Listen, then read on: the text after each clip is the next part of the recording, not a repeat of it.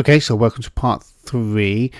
In this section we're going to go through the rest of the Colossi from 13 to 16, and then we're just going to play at the end, play the rest of the story, the ending, and see how it all unfolds. But again, I'm going to have to warn you, spoils, major spoils, so if you don't want to watch this, then switch it off now before we start. Okay, so let's get going.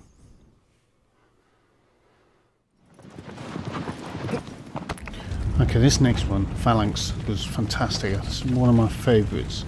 It's a flying creature, so it's a bit different to all the others. Humongous. Fantastic looking.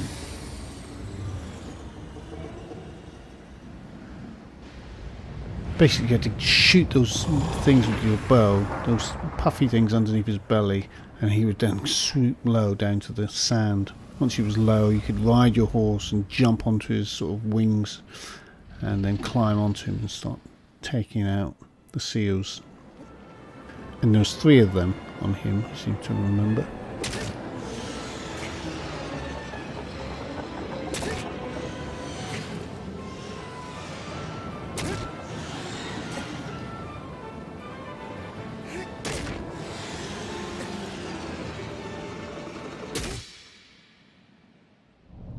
He was good, he was really good. Death sequence for him was fantastic.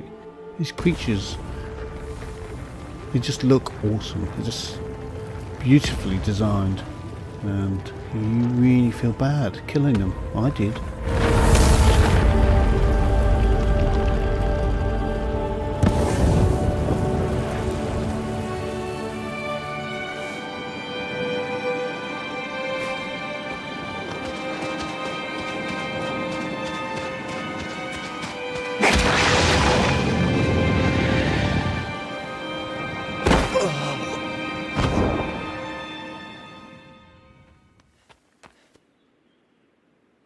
Okay, next up was Cenobia. Now this little fellow was another little one. He wasn't a big one, but he was quick and nippy. And you had to use the environment to avoid him. Basically, you had to climb around the environment, jump across pillars. He would then knock the pillars down, and you would go from pillar to pillar. It was really quite a cool level.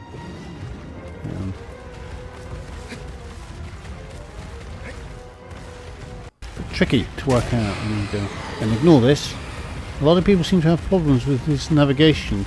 You can see there, he's sort of stuck, and I got a bit of an advantage there. And only right at the end does he sort of free himself. And the last blow, yeah, there, he started to move around. But it was too late. I took him down.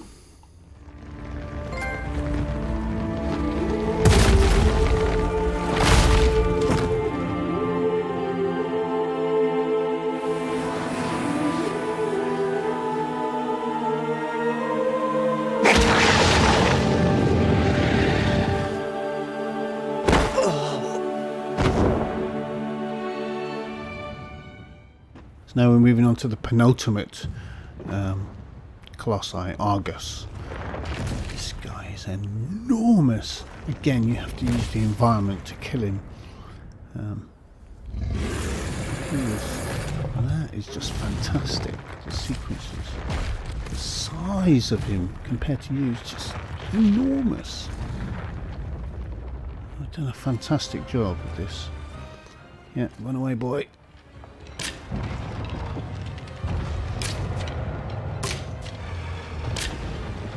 You had to get him to smash up the environment basically so you could climb on top of him. And I didn't film all of the death sequence on this one. Just the end. For some reason it just didn't record. So you only get a bit at the end, but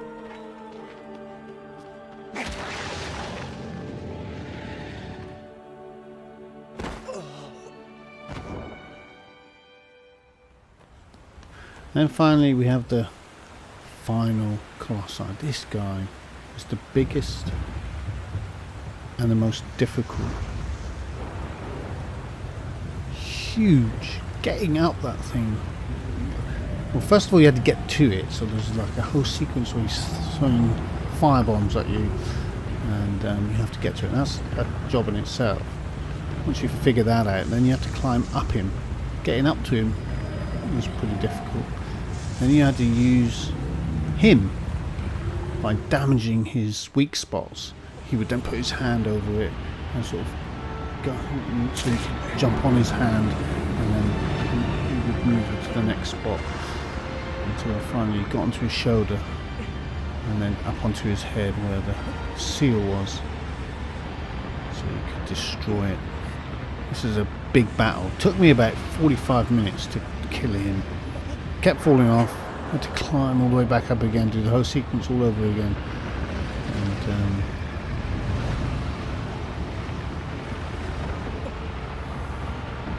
fantastic. It just looks amazing. The whole atmosphere, the rain, the lightning, the music, everything about it just works so well. It's the whole experience. I know gameplay is king, that whole thing, and you know, I'm a designer as well, so I kind of know that. But these days, I think players want a good experience. You know, they want great music, they want great visuals.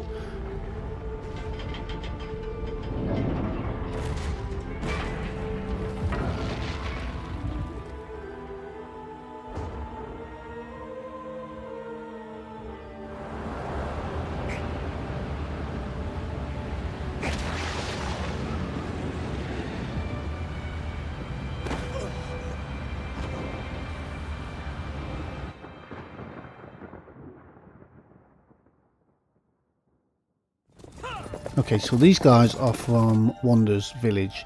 I think they're kind of like the guardians of this place, and they've heard about what's going on here. They know that the Colossi are dying, so they've come to see what's going on, basically.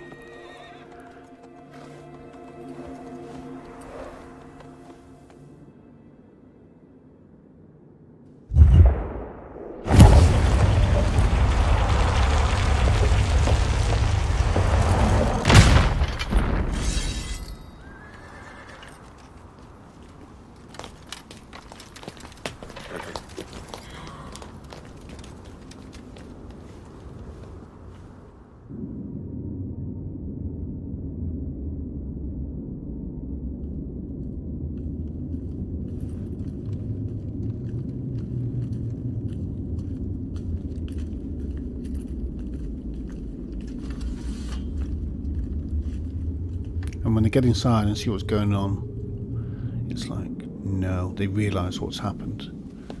And they actually see the last seal exploding, which was the last boss, and here it is. This is interesting because you don't get to see the way Wanda goes there. You don't know how long it takes. He could have been there for days.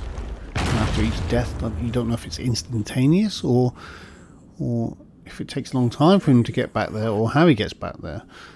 So this kind of gives you some idea of the time scale it takes for him to be transported back here. See, now they sort of realise. Now they realise what has happened.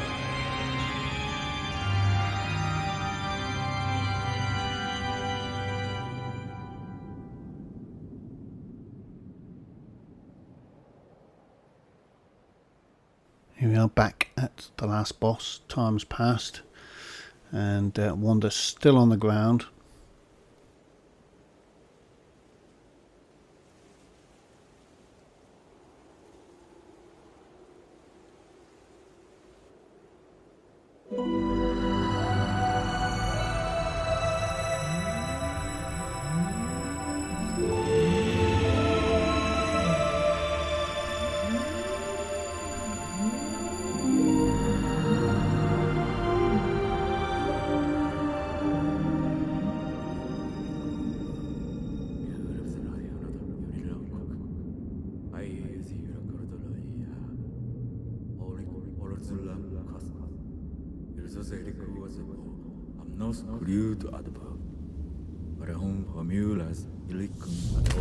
Here he comes.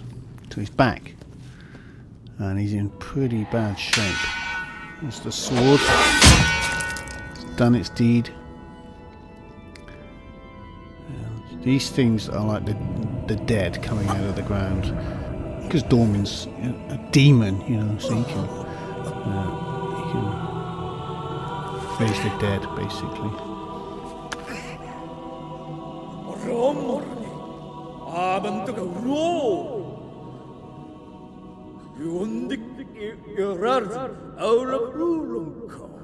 So there you go, you discover that he steals the sword and he's trespassing on sacred ground and he shouldn't be here.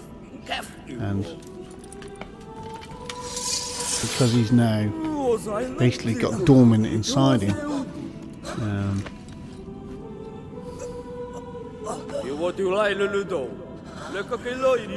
that's the line. That's the line, you see. He now realises that he's made a mistake. He now realises that he was being used all that time.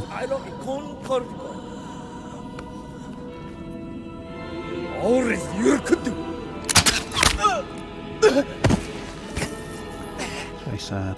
You know, this is the price he's paid for love, basically. This is the, you know, Dormin did warn him at the start.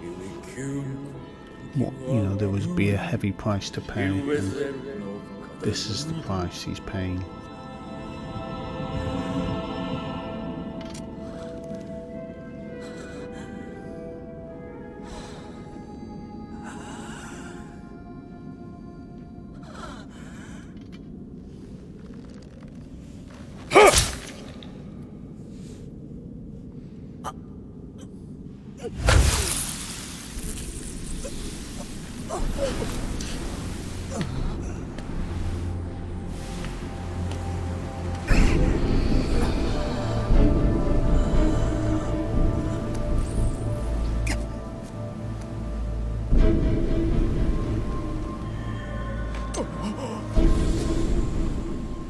It's quite sad, because all he wants is to reach the girl. He just wants to bring the girl back to life, and you can see something makes him last.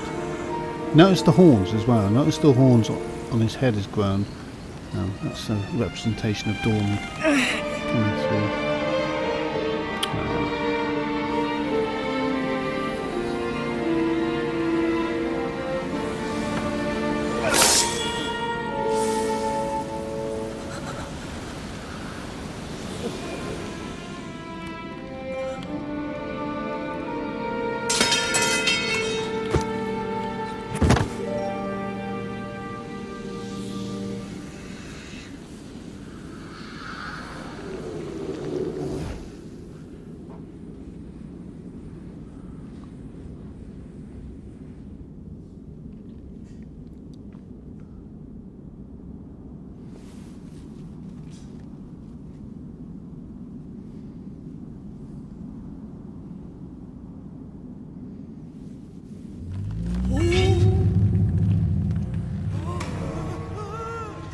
So now, this is it. This is Dormin coming out of him, possessing him basically. Dormin has been freed.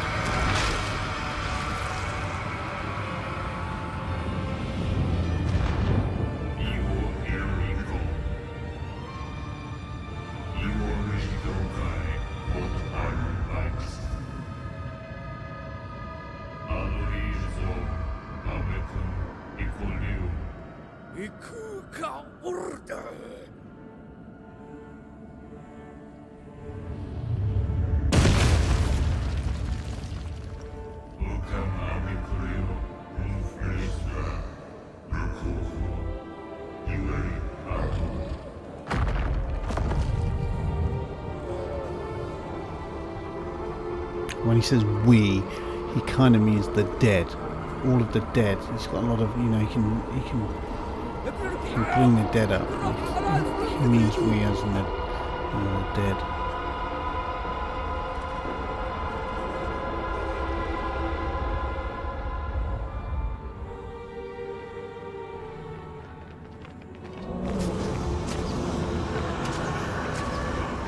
Now, at this point, you've got control of Dormin, which is really ironic because, you know, you're getting to feel what it's like to be a Colossus. You're actually controlling the big, clumsy creatures. And I'm smashing the ground there. It's not doing anything.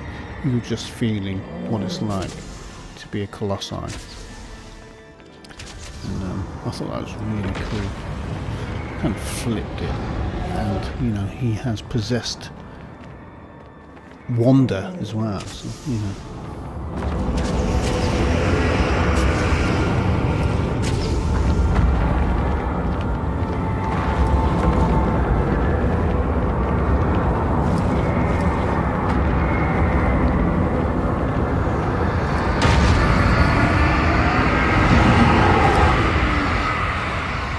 Can't move very fast or very far.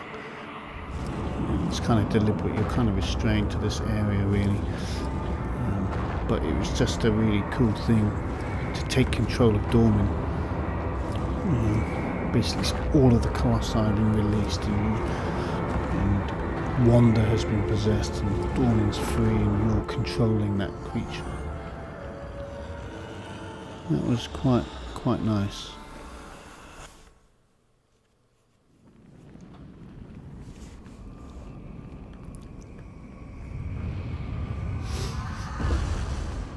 But, you know, like I said at the start, the light is more powerful than the dark, and the sword is the most powerful thing here. So it's obviously what he used. It's obviously what Wanda used to kill all the Colossi, and now he's going to use it to seal it again. So this bit is a little bit ambiguous because you don't quite, you know, why didn't they do that in the first place? You know, why didn't they do this in the first place and seal him away? Where's he gone? Where does he go? I couldn't quite grasp this part.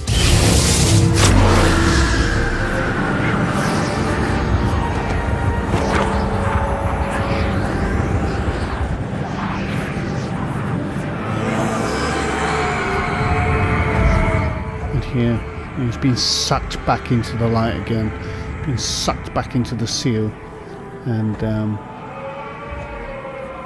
like I said, I'm not quite sure why they didn't just do this in the first place, but you know, I'm sure there's a reason for it. And I like this story because, you know, it doesn't give you all the answers. You can use your imagination. You still don't know who she is, and you still don't know, and you still don't know who she is at the end. At this point again, you've got control of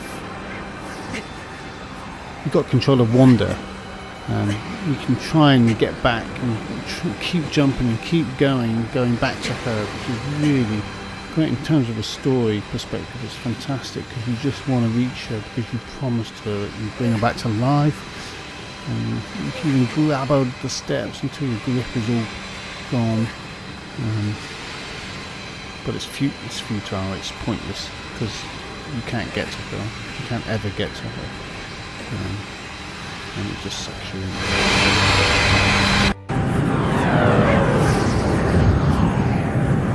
Dormin is sealed once again. See, I didn't quite understand why they just didn't do that in the first place, rather than, you know, the sword is obviously quite powerful. Just sort him. So why not use it like that in the first instance?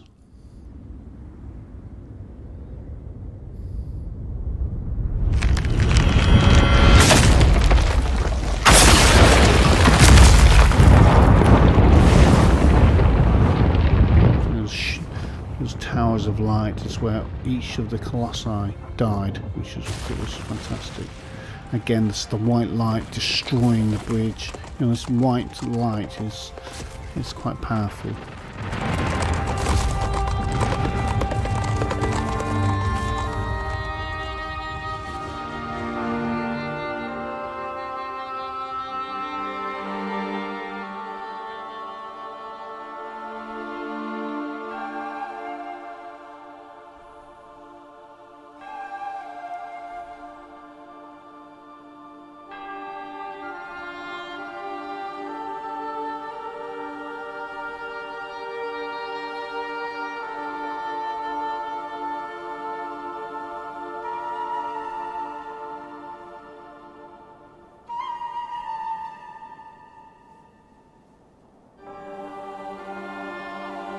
And there we go.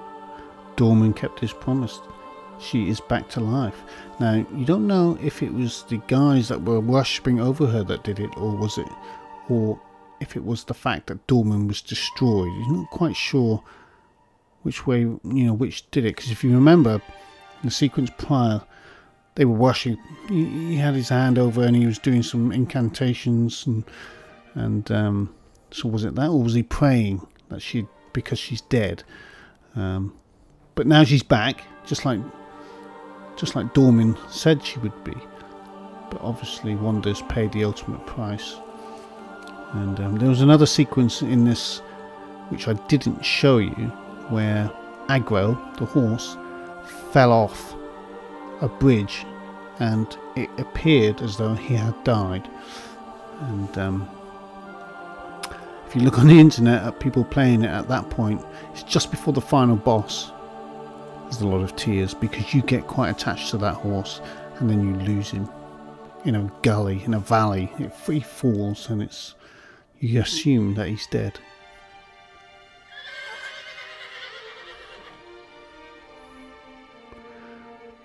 But alas, he's not. And again, another tearful moment when Agro comes on. If you look at them playing it on the internet, and I've got to be honest, it did choke me up a little bit. There's very few games that will make you cry or make you emotional, but this game does. It really does.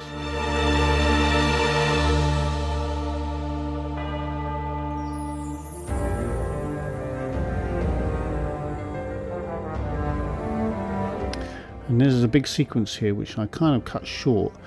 You're just sort of, it's going around the environment and you're seeing all the piles of ashes basically, and of all the Colossi, and they've turned to rubble, they've turned to dust, sand, and just left in ruin basically.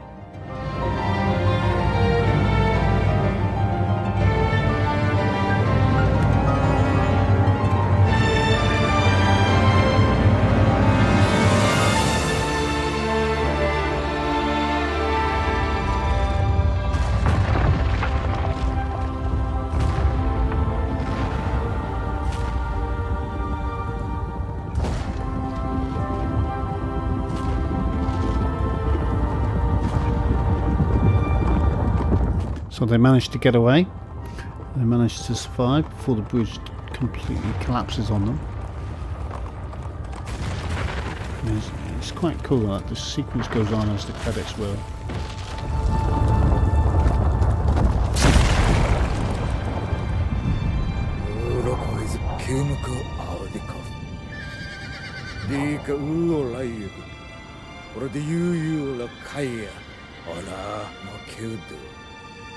That's it. There's no way of getting there anymore.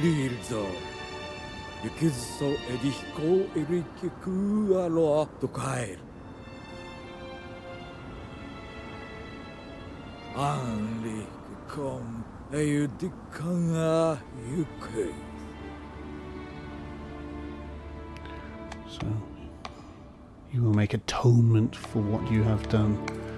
It's quite interesting. There's poor Agro. Served you well during the whole game.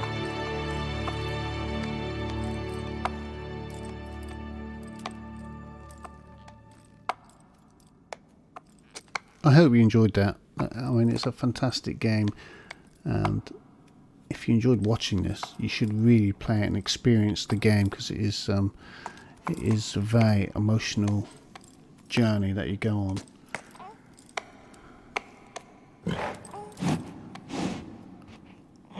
Not quite over yet.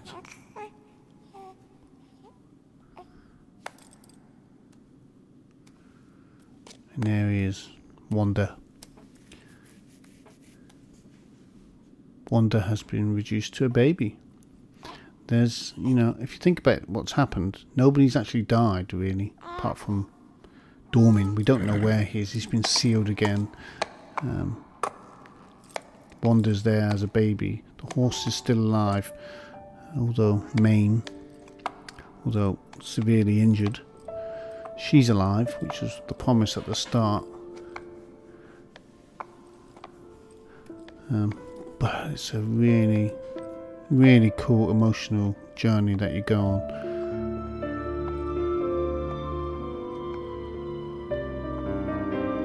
And I'll just let you watch the end, and you can make of it what you will.